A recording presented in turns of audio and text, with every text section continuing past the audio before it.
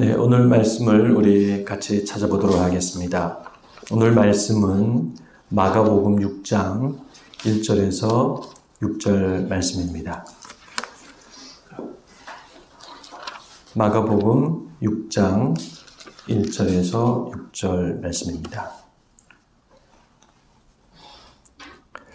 네, 제가 읽어드리도록 하겠습니다.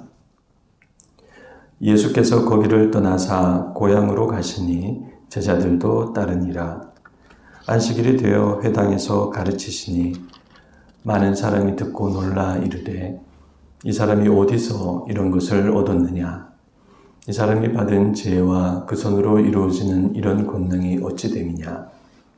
이 사람이 마리아의 아들 목수가 아니냐? 야고보와 요셉과 유다와 시몬의 형제가 아니냐? 그 누이들이 우리와 함께 여기 있지 아니하냐 하고 예수를 배척한지라. 예수께서 그들에게 이르시되 선지자가 자기 고향과 자기 친척과 자기 집 외에서는 존경을 받지 못함이 없느니라 하시며 거기서는 아무 권능도 행하실 수 없어 다만 소소의 병자에게 안수하여 고치실 뿐이었고 그들이 믿지 않음을 이상히 여기셨더라. 아멘. 네, 오늘은 읽은 이 말씀을 가지고 예수님의 고향 나사렛 사람들이란 제목으로 말씀을 나누고자 합니다. 지난주 마가는 하나님의 나라가 우리 인간의 죽음과 질병을 넘어서는 나라라는 것을 말씀했습니다. 그리고 이제 마가는 이 6장 말씀에서 오병이의 기적을 통해서 하나님의 나라는 우리 인간의 빵과 떡을 넘어서는 나라라는 것을 이제 말씀하게 됩니다. 네, 빵과 떡, 이 인간의 먹고 사는 문제는 어쩌면 우리 인간의 죽음보다도 더 중요한 당면 과제이죠. 하나님의 나라는 최종적으로 그것을 넘어서야 합니다. 그런데 마가는 이 절정의 이 문제를 말씀하기 전에 잠시 흐름을 끊고 몇 가지 부수적인 사건을 말씀합니다. 그것은 세 가지입니다. 첫째는 예수님의 고향 나사렛 사람들이 예수님을 거부한 사건을 이야기합니다. 두 번째는 예수님께서 12제자를 파송하신 사건을 말씀합니다. 세 번째는 침례 요한의 안타까운 죽음을 말씀합니다. 이 내용들은 다 하나님의 나라와 관련이 있습니다. 각각 이것은 하나님의 나라에 대한 거부와 확산과 위협을 말씀하는 내용입니다. 그래서 오늘 본문은 하나님의 나라에 대해 거부하는 예수님의 고향 사람들을 말씀하는 내용이 되겠습니다. 예수님은 제자들과 함께 고향 나사렛 마을을 방문하셨습니다.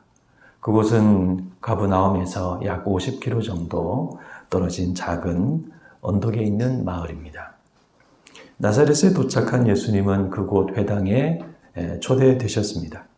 예수님은 거기서 말씀을 전하셨는데 마가는 그 상세한 내용을 지금 생략하고 있습니다. 그래서 예수님이 어떤 말씀을 전하셨는지 우리가 궁금한데 그 내용은 누가복음 4장에 잘 나와 있습니다. 예수님은 거기서 건네받으신 이사야서 두루마리를 펴시고 이런 부분의 말씀을 읽으셨습니다. 주의 성령이 내게 임하셨으니 이는 가난한 자에게 복음을 전하게 하시려고 내게 기름을 부으시고 나를 보내사 포로된 자에게 자유를 눈먼 자에게 다시 보게 함을 전파하며 눌린 자를 자유롭게 하고 주의 은혜의 해를 전파하게 하려 하심이라. 네, 예수님이 이렇게 말씀하셨습니다. 그리고 이 글이 오늘 너희에게 응하였느니라 라고 말씀하셨습니다. 그러면서 이사야서 말씀을 그 의미가 무엇인지를 해석해 주셨는데 이것은 이사야서를 해석하시는 굉장히 은혜로운 말씀이었습니다. 그러나 우리가 오늘 본문에 있는 바와 같이 그 말씀을 듣던 나사렛 사람들에게서 아주 이상한 반응이 나왔습니다. 웅성거리다가 급기야 예수님의 말씀을 가로막고 이렇게 말하기 시작했습니다. 이 사람은 요셉의 아들이 아니냐? 이 사람은 마리아의 아들 목수가 아니냐? 그리고 이 사람이 네. 그들은 계속 이런 무례한 표현으로 예수님을 부르면서 예수님의 설교를 중단시키고 예수님을 배척하였습니다. 네, 그러자 예수님도 물러서지 않으셨습니다. 누가복음은 그때 예수님께서 그들에게 어떤 말씀을 하셨는지 자세히 기록하고 있습니다. 내가 진실로 너희에게 이르노니 선지자가 고향에서 환영받는 자가 없느니라. 내가 참으로 너희에게 이르노니 엘리야 때 온 땅이 흉년 들었을 때에 이스라엘에 많은 과부가 있었을 때 엘리야가 그중 한 사람에게도 보내심을 받지 않고 오직 시돈 땅에 사렙다 한 과부에게 뿐이었으며. 네, 그리고 뒤에 이어서 그 이스라엘 땅에 많은 문둥병자가 있었지만 오직 나아만만 고침을 받았다. 그런 말씀을 덧붙이게 됩니다. 네, 예수님께서 하신 이 말씀은 말씀을 거부하는 너희는 하나님의 은혜와 구원에서 제외된다는 신랄한 말씀이었습니다. 그래서 예수님의 고향 나사렛 사람들과 예수님이 강대강으로 그렇게 부딪혀서 사태가 급격히 악화되었습니다. 사람들은 흥분했고 급기야 예수님을 동네 밖에 낭떠러지까지 몰고 나갔습니다.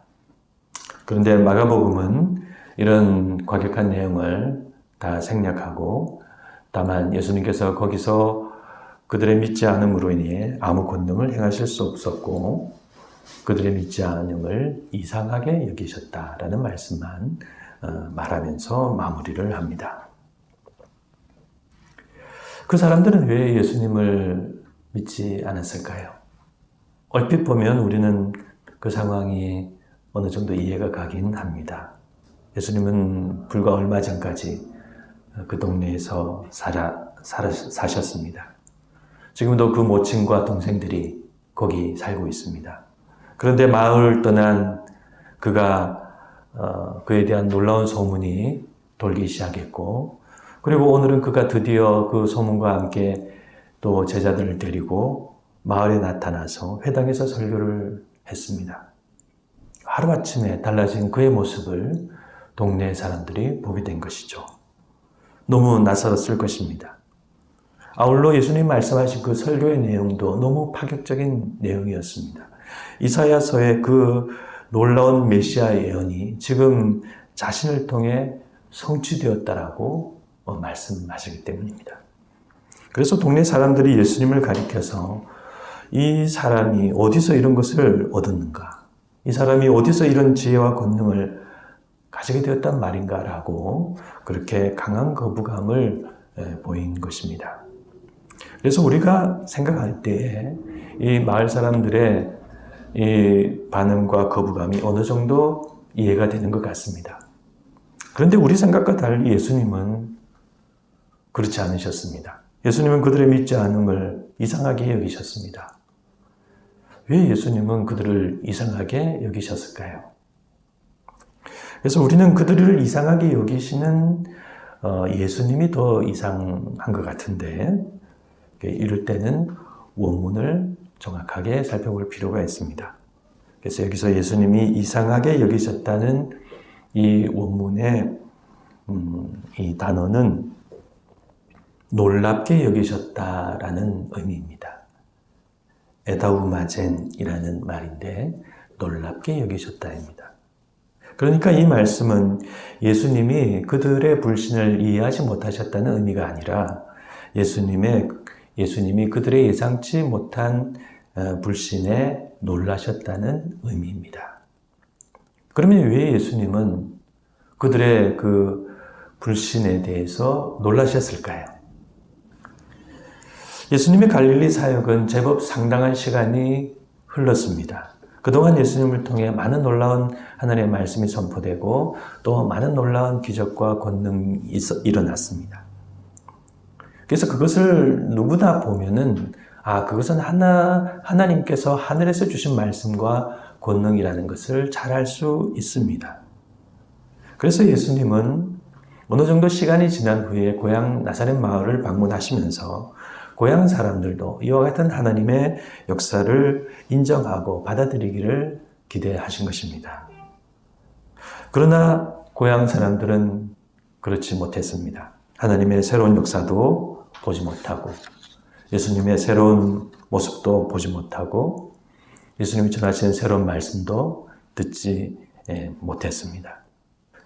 그러므로 예수님은 이와 같은 그들의 변하지 않은 생각 그리고 굳은 모습에 놀라신 것입니다. 여러분, 하늘을 보여주면 하늘을 믿어야 하죠. 하나님을 보여주면 하나님을 믿어야 합니다. 그것을 보지 못할 때는 믿지 못하지만 보여주고 믿게 해주면 그것을 믿는 것이 정상입니다. 하늘의 역사도 보고 하나님의 역사도 보았는데 그것을 거부한다. 그것은 결코 정상적인 반응이 아닙니다. 우리가 앞서 5장에서 혈루증 여인을 살펴보았습니다. 그 여인은 예수님을 믿고 내가 그분의 옷자락에 손을 대기만 해도 내가 나음을 입을 거야 라는 그런 믿음을 가졌습니다. 또한 거기 있던 회당장 야이로는 자신의 딸이 죽었다는 전가를 받고 절망했지만 예수님께서 두려워하지 말고 믿기만 하라는 그 말씀을 듣고 다시 믿음을 가졌습니다. 그런 점에서 이 고향 나사렛 사람들은 그들과 달라도 너무 다른 것입니다. 그래서 예수님이 놀라셨던 것입니다. 그러면 오늘 우리는 이와 같은 말씀에서 어떤 교훈을 받아야 할까요? 정상적인 사람은 슬픈 일에 슬퍼하고 기쁜 일에 기뻐하고 부끄러운 일에 부끄러워합니다. 또 놀라운 일에 놀라워하고 또 올바른 말씀이면 거기에 귀를 기울입니다. 그것이 정상적인 사람입니다. 그러나 우리가 영적으로 어두워지면 슬퍼도 슬퍼하지 않고 기뻐도 기뻐하지 않고 부끄러워도 부끄러워하지 않고 놀라도 놀라워하지 않고 아무리 올바른 말씀도 듣지 않습니다. 그것은 우리 내면이 악과 거짓과 무지와 불신으로 오염되어 있기 때문입니다. 불의의 사고를 당하는 일은 누가 당하든지 그것은 안 된 일입니다. 누가 당하든지 그것은 안타깝고 끔찍한 일입니다. 내가 미워하거나 나와 상관없는 사람이라고 안타까운 마음을 우리가 가지지 않는다면 우리의 내면은 영적으로 어두워져 있는 것입니다. 거짓말을 하거나 부끄러운 일을 하면 우리 양심에 가책이 있어야 하죠. 그런 일을 하면서 아무 거리낌이 없다면 우리는 영적으로 심각한 상태에 있는 것입니다.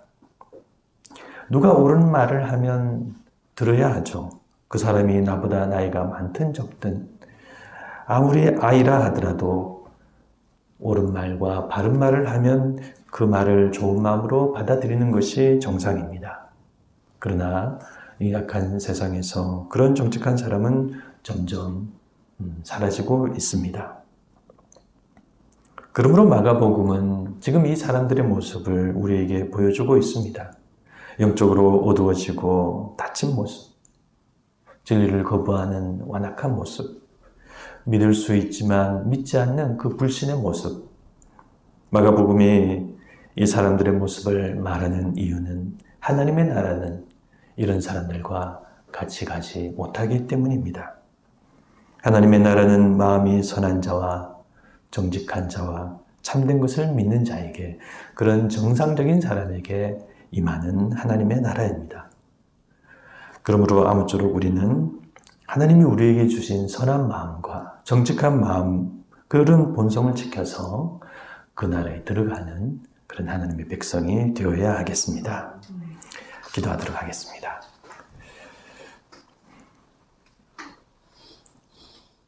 하나님 아버지, 오늘 예수님의 말씀을 거부하는, 예수님의 갈릴리의 모든 사역과 행하신 권능을 보고도 믿지 않는, 예수님께서 눈앞에 이사야서 두루마기를 펼쳐서 그 말씀을 해석해 주시는 그 은혜로운 말씀을 듣고도 이 사람이 누가 아니냐, 이 사람이 이런 사람이 아니냐 하며 그 말씀을 도무지 듣지 않고 예수님의 말씀을 가로막고 예수님을 배척하는 이 사람들을 저희가 기억하게 하여 주시옵소서.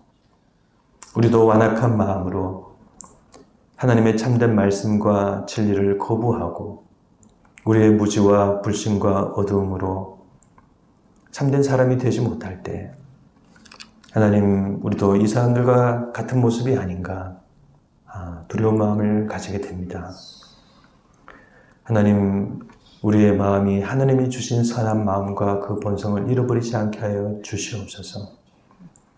완악하고 거칠고 거짓된 마음 저희들 안에 자라지 않게 하여 주시옵시고, 우리는 주님을 더 믿을수록 하나님의 말씀을 알아갈수록 선하고 정직한 마음을 가지고 그런 아름다운 마음의 바탕으로 하나님의 나라에서 살아가는 하나님의 백성이 되게 하여 주시옵소서. 늘 깨닫고 늘 우리의 잘못된 것을 고치며 하나님 앞에 나아가는 저희들이 될 수 있도록 늘 인도하여 주시옵소서. 감사드리오며 예수님의 이름으로 기도드리옵나이다. 아멘.